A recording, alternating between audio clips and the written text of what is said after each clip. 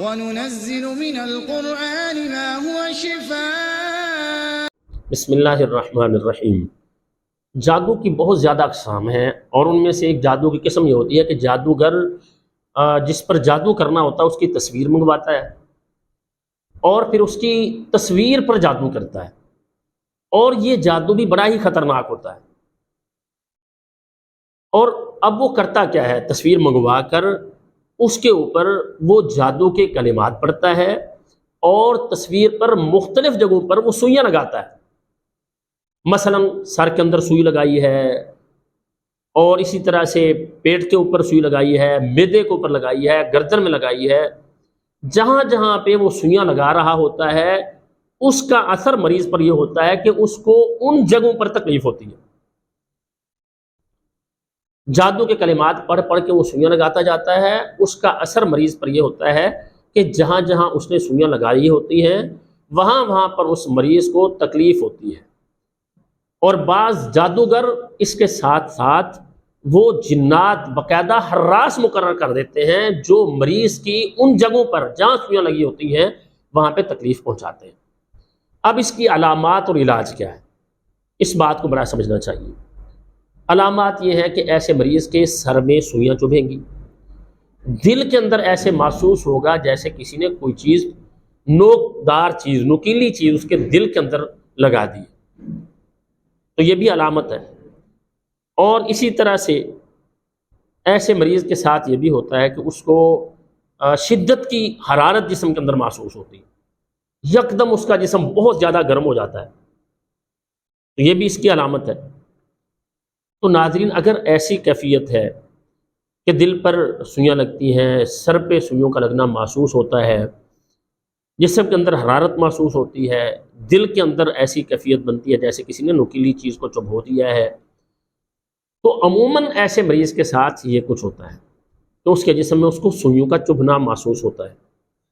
اگر کسی کے ساتھ ایسا ہو رہا ہے تو اب اسے کیا کرنا چاہیے؟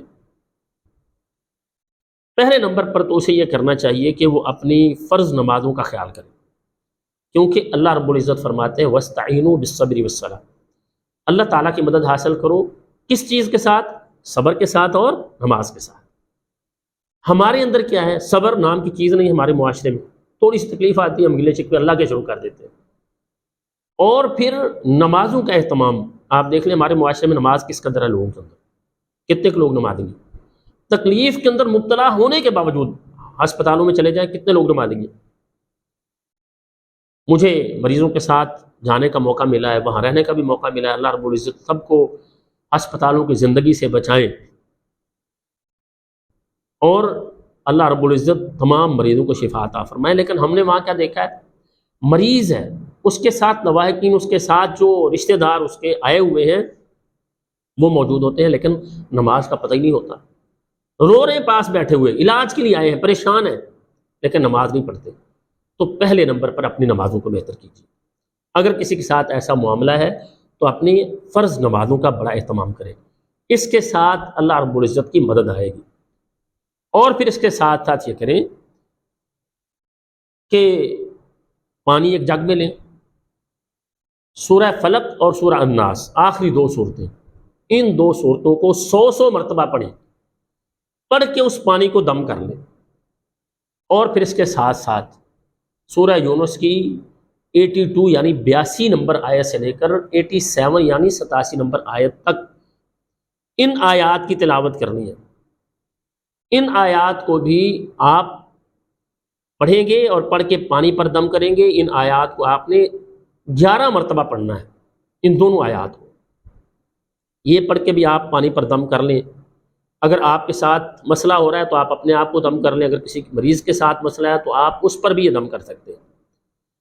اور پھر اس کے ساتھ ساتھ اللہم انا نجعلک فی نحورہم ونعوذ بک من شرورہم، یہ چھوٹی سی دعا ہے، اللہم انا نجعلک فی نحورہم ونعوذ بک من شرورہم۔ صبح شام اس چھوٹی سی دعا کو آپ 11 مرتبہ پڑھنا شروع کر دیں، صبح شام۔